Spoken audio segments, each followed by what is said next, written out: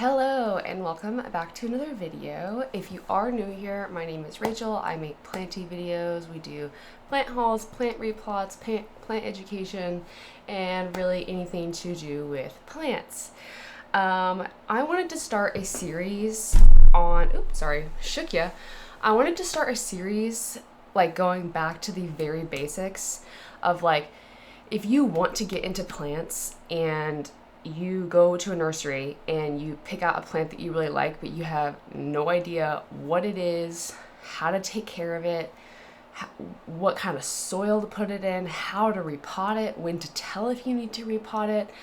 I wanted to make a series to kind of like guide people through that. So I have started with a HOYA because I am doing another HOYA repot video right now, so it was the easiest to start with. But basically, I want to show people how to go from this, something that's like, you see the vision.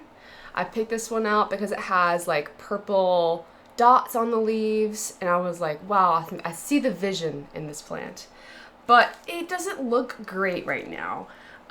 So I want to show you how to take this to this and walk you through the steps, why I'm doing what I'm doing, and yeah, just trying to help people get into the planty community.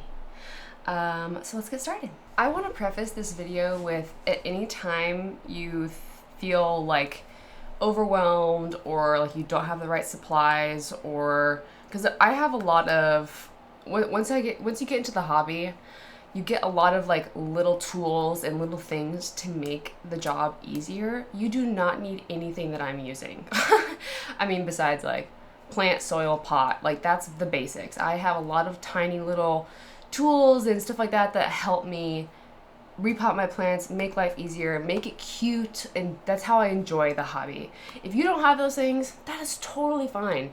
I will tell you where to get them if you want them. If you don't want them, that's fine. But I wanted to start with really probably every single time I do a video like this. I want to start with how to identify what kind of plant that you have. And I am not an ecologist or a plant science person. Know a little bit, but in general, you know, you're gonna start with your first route, which is always to check the label. If you have a label, then it's great, you know it's a HOYA. If you don't have a label, they typically have a waxy, large leaf. And I mean waxy as in like, if you squeeze it, it can be thick, it can be, you know, it really is what the adjective is waxy. They can be large, they can be small, but the thing that helps me identify HOYAs, really any type of HOYA that you're going to look at, is they grow with these like 2-leaf nodes in throughout the entire vine, and they are vining. And each node is going to have 2 leaves coming out of it. It has 2 spaces for leaves to come out of it. And so anytime you see that, like for example, this one looks different, but still you see this 2-leafed area coming out the top of it. And you're going to see that in pretty much every HOYA that you see. So like here, this only has 1 leaf, but you see 2 coming out here, and so on and so forth up the vine. Okay, so now you know what you're dealing with. Obviously, you can go on the internet and say, hey, what's the best soil mix for a HOYA? What pot should I put a HOYA in? You know, blah, blah, blah, blah. There's tons of information out there, and I welcome you to go and find that. I'm going to tell you what has worked best for me, and as someone who is speaking from the perspective of having been a beginner a few years ago, and a beginner sometimes even now, I will admit. Okay, so when you are picking a pot for a HOYA, I've mentioned this in a previous video, but I'll say it here again especially, is HOYAs like to dry out more than other plants. And I say dry out as in they like a larger percentage of their soil to be dry before you water them again. So that's kind of like if we have a scale of like cactus being dry out completely before you water it, and begonia, which is another type of plant. If you don't know what that is, that's fine. Begonias like to be moist a lot, and they like to be kind of, or calocasias like to be almost in a bog-like watery state. So if we're there, Hoyas are like probably over here. Now, what comes with that is this conception that Hoyas like to be root bound. That is not necessarily the case in my experience. I think that the idea that Hoyas like to be root bound comes from the reality that Hoyas just like to dry out a little bit more. And if you don't understand the connection between that, that's totally fine. Just a little short reason why is that if a plant is root bound, it has more roots ratio to soil, so it soaks up the water faster, and then the soil dries out faster compared to if you have, this is kind of like the other reason why you're not supposed to size up in pots too fast. Like if you go from a small pot to a giant pot, there's more soil to root ratio, and the water will sit there longer, and you increase your chance of, or it retains the water longer because there's not enough roots to soak the water up, so you get a chance of root rot. If you want a whole conversation about why that's different from the outside, you can talk to me, but I'm not going to go in there right now. Okay, yeah, so you know it's a Hoya. You know that they like to dry out a little bit, and you can't size up in your pot too much too fast. So what kind of soil do they like? I use what is called a chunky mix. A chunky mix is really what it sounds like. You can buy them online. You can buy it on Amazon. You can buy it from Molly's. Molly's is a great company. It is a little bit expensive. So I use a soil mix that has a combination of cocoa coir, perlite, charcoal, orchid bark, cocoa chips. And if all that stuff sounds weird to you, that it should if you're a beginner. I make my own soil. If you are starting out, it probably isn't the best idea to make your own soil yet, just because it's kind of a lot of work to learn how to make your own soil. The ingredients separately can get kind of expensive. So unless you are really investing in the hobby and want to, you're going to do this for a while and you want a bunch of, the same type of plants, I would probably just buy you're looking for aerated. You want something that has a lot of space for air in the soil instead of, like, you should not, I don't know, with any plant really, straight up put it in like the bagged potting soil that you get from the grocery store or from the store. If it just says potting soil, it needs to be mixed with something. Otherwise, it's gonna sit there and the water's just gonna give you root rot because there's no drainage. There's nothing to help you with the drainage of the water. So yeah, that's soil, and I'll kind of show you, like, as we repot, I can kind of show you obviously what the soil looks like. But potting, actually, let me get something real quick. Okay, so a couple different things. Whenever you are looking at a plant like this and you're trying to figure out what pot you want to go up into, it's good to get an estimate. Like, I think that I'm probably going to go, I know this doesn't seem like much, but this is probably, 150% of what this one is. So it's a good size for me to pot this one up in. I'm trying to decide whether or not I want to talk about the material of the pot. I think I do. So you obviously have things like this, which are terracotta. That's natural clay. It's leaking on my hand, so I don't want to hold it for very long. So terracotta and clay, not the same as ceramic. Ceramic is sealed and doesn't lose moisture as well as terracotta does. Terracotta, it will draw moisture from the soil and release it out into the air. It's porous. So the soil inside dries out faster than it would in plastic or ceramic or I can't even think of any other ones.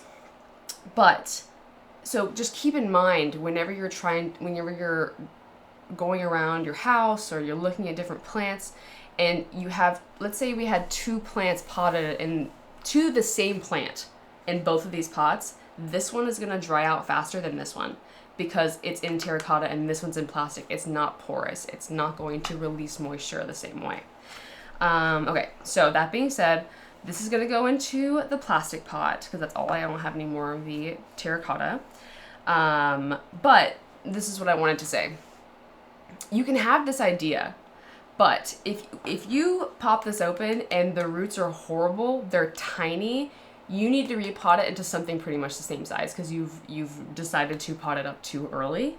I can talk about signs that you should repot something.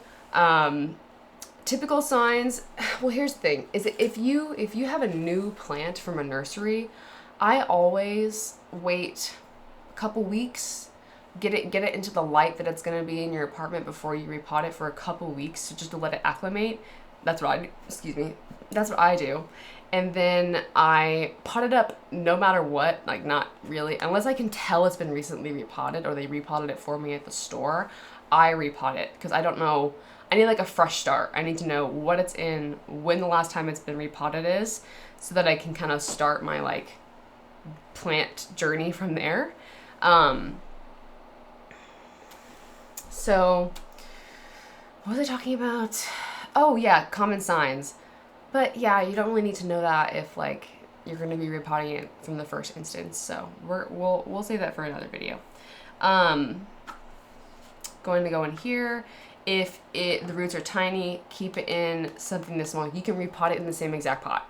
That's totally fine. And then just put it in a cover pot or a drainage tray or something. When people say cover pot, they mean a pot that has either no hole or a hole with a plug in it. And so when you put it in here, it looks better. Not necessarily this one, but it looks nicer. And whenever you water this, you can water it through and then put it in here so it doesn't leak everywhere. But you don't want any standing water in there, but just so it looks nice. Okay. I think that might be it. Ready to start potting, I think. Again, like I said, don't feel like overwhelmed if you don't have any of these supplies. This is my potting mat. I use it to collect dirt and keep my space kind of neat while I'm potting. I say kind of because usually everything gets a mess anyways. But if you don't have this, literally just use a towel or like newspaper or the lid to a box or something, like a lid to like a Tupperware like storage container or something. Like it does not matter. It is not fancy. Something else that I'm going to use is my soil scoop. You do not need to have this. I have one because it's easy, makes things easy. You can use your hand. You can use your fingers. It's gonna be fine. Okay, I'm trying to make sure I don't forget anything that would be helpful, but I think that we can. Oh yes. Okay, so with HOYAs, you have a lot of the times because they're vining, as you can see with a lot of the ones I've been showing you. I have trellises on mine. The trellises are these little tiny, not tiny, plastic or wooden or metal supports that HOYAs use, or people use on HOYAs to give them some support. You can have HOYAs in a hanging basket situation or just like kind of, draped over a pot. Actually, let me show you something. Okay, this is kind of what I'm talking about. You can have them draping, this is my Hoya linearis that I just repotted recently, and no trellis, nothing fancy. She's just in a pot hanging out. So you can have them in different states. But if you do want some, you can find them on Amazon or at your local plant stores. I feel like a lot of the local plant stores have like cooler ones. But you can do Amazon and the like. Okay, last thing with Hoyas. Okay, so with Hoyas and the trellises, if you wind up using a trellis, you just are gonna need some clips. This is my little clip organizer. I have, you know, cute little clips that make it nice and fun to do my trellising. And yeah, you can find these. I've seen people use like little hair clips. I've seen people use orchid clips. I think these are orchid clips.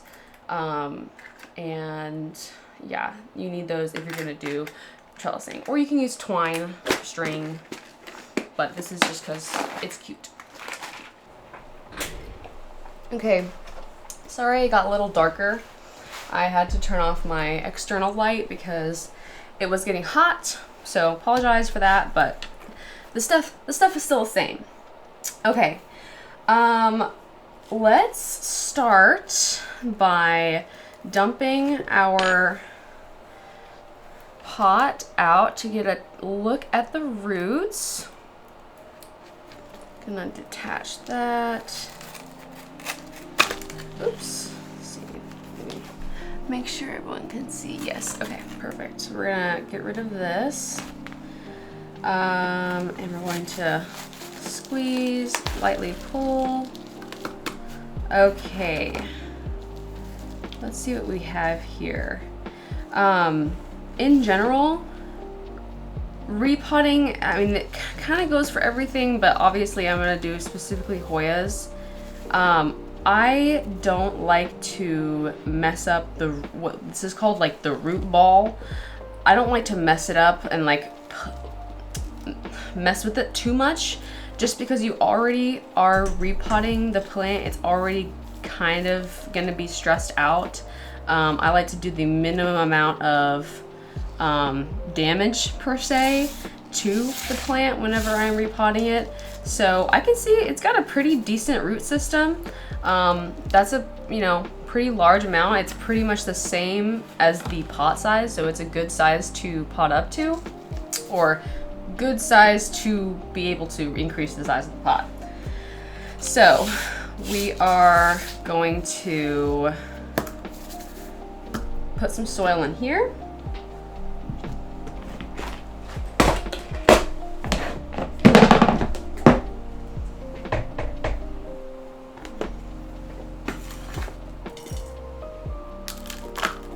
And this is, you can take a look at my soil mix. This is orchid bark, perlite is the white stuff, charcoal is this like black chunks, and this is like mix of cocoa core, and I think there might be some other stuff in there, but that's the good majority of it. Okay, so we're about there, and I always try to leave like, also depends on the pot size, but for this we're going to try to leave an inch of like new growth space for the roots to grow down into. So I'm going to do right there. When you're potting up, I try to, like, you can see that this is like the end of the roots, the start of the base of the plant. I like to put, I think this line is very helpful, kind of like even with that line, you don't want to cover up the base of any of the leaves. Try to avoid doing that when you're repotting.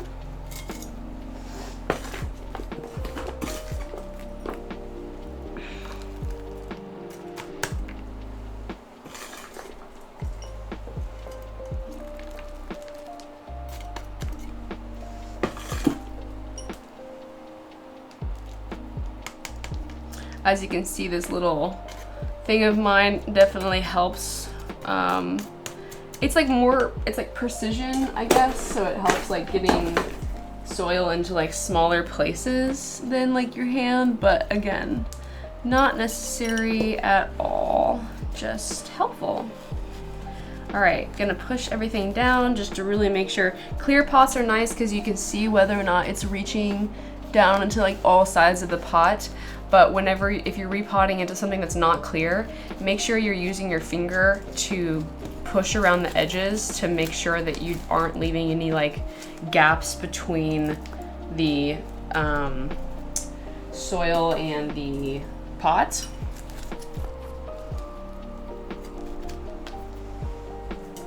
Okay, so we have the soil in there. Some plants will come kind of dirty, so I can see mine's kind of dusty. She needs a little bit of a wash. So I'm gonna go, I'm going to go water her through. You always want to water through after you're done repotting, because it's, as of right now, it's completely dry, which is when you would normally water them, or not completely dry, but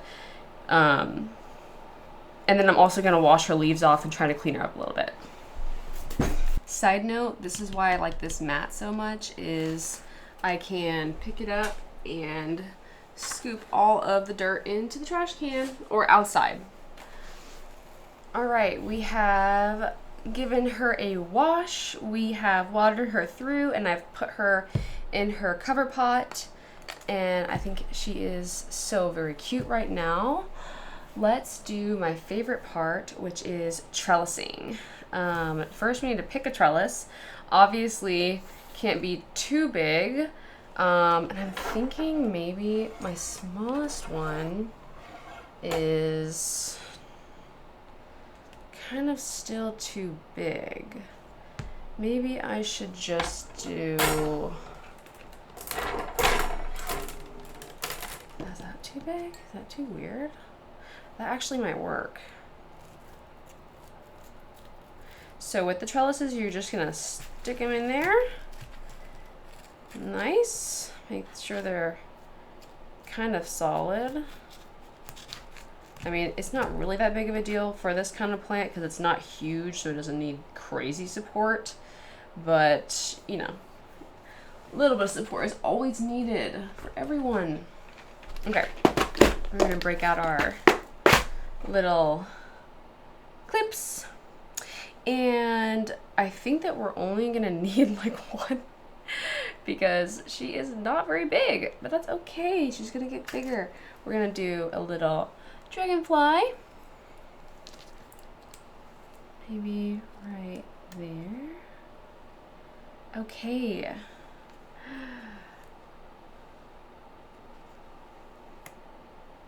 Adorable.